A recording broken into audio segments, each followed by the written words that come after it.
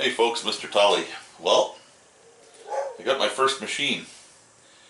It would be considered a light duty machine as far as leather is concerned, but it's a little heavier duty as far as fabric is concerned. Got this from a lady through our church, and I think it's going to be great for making handbags and that kind of stuff. Right now I'm hand stitching all that stuff and it just absolutely takes forever. So I'm thinking I'm in pretty good shape. I've tested it. It all works just fine. So I'm in good shape. This is a Singer 3115. And this particular one was manufactured about 1947. Its top speed is about 2200 stitches per minute, and it's really with the how this works is you've got the pedal down here on the floor under this, and it's a table mounted machine. It's got a nice steel base to it, and it has the original motor, and it's a clutch motor, so it's a motor that drives a clutch, and the clutch engages the machine. The motor spins constantly, so when you turn it on with the little switch here, the motor runs, and when you step on the pedal it engages the clutch.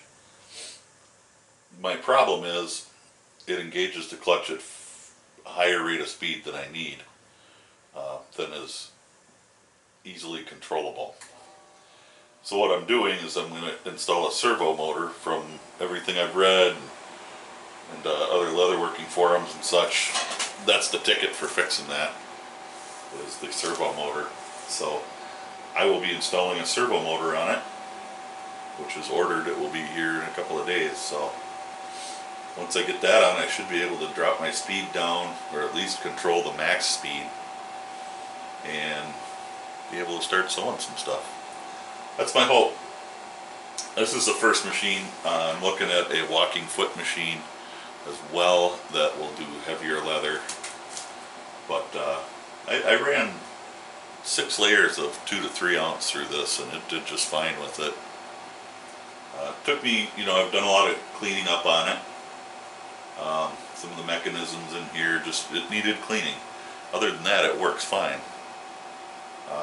It has a leather belt that drives it off the motor underneath.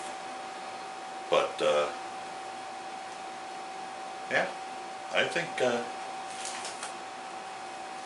in pretty good shape here. The original light on it, I might have to replace that with an LED just to get a little brighter. It isn't very bright, and that's not necessarily a bad thing. But I installed a roller presser foot on it already, and that made quite a bit of difference. The old foot was okay. I mean, it wasn't broken or anything, but it had rusted because it was left with the presser foot sitting on the feed dogs, and you don't want to do that with any kind of a sewing machine. It's not good for the machine, not good for the presser foot anyway. But that's okay. I mean, that's neither here nor there. You can adjust your stitch length so I can get my 5 stitches per inch that I like, or 4 or 3, or whatever I need to get. But I've gone through and I've checked all the tensioners, and cleaned them all up and got everything working nice. It sews really well, and I got no complaints.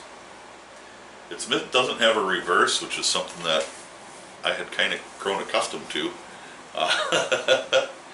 which might be kind of nice, and maybe with a servo motor I can add a reverse to it or something, I don't know. Just to do those couple of back stitches. I like to do that just for security, I guess you'd say. But that's it. It's on a metal base. The top is solid 2-inch thick, something or another. I'm debating on if I want to take it all apart, repaint the base, but it's in pretty good shape. I think I'm going to put some casters on it so that I can move it around the shop here a little better. Mostly because I'm a little limited on space. I thought this was going to be a big enough workshop for me, but it's not. Especially, I've got one more, I've planning on getting a walking foot machine as well. So I'm running short of space pretty quick. Anyway, that all being said, there it is. And be looking for some videos of me using this machine in the future here. So, y'all stay safe and God bless, and catch you in the next video.